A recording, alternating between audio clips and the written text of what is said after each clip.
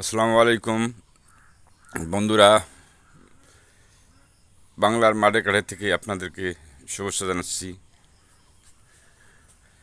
সামনে যে গাছটা দেখতেছেন, এটা থাই জাম্বুরার গাছ।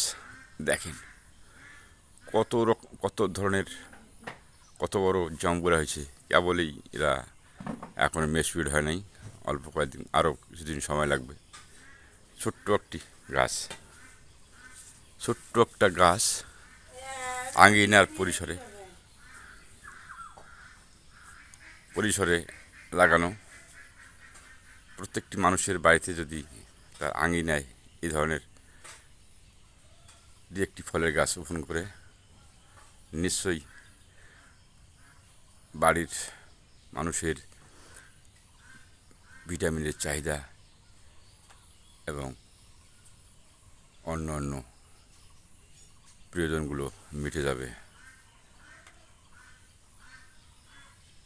এই যে ঘরের পাশেই ফলগুলো লাগানো, ফলের গাছটা জাম্বুরা, থাই জাম্বুরা।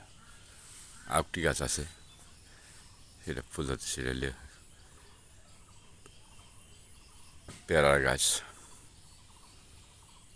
আসলেও মানুষ তার ইচ্ছা শক্তি এই সব নির্ভর করে, ইচ্ছা করলে সব করেই সম্ভব।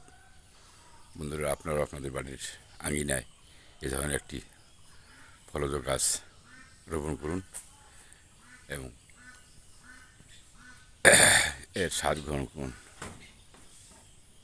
সবচেয়ে বড় কথা, মানুষ উঠানে গাছ রোপণ করলে সকাল বিকাল সন্ধ্যা, সকালে ঘুম থেকে উঠলেই চোখগুলো যখন ফলের দিকে, গাছের দিকে যায়, তখন মনটা ভরে যায় এবং চোখগুলো শীতল হয়ে যায়।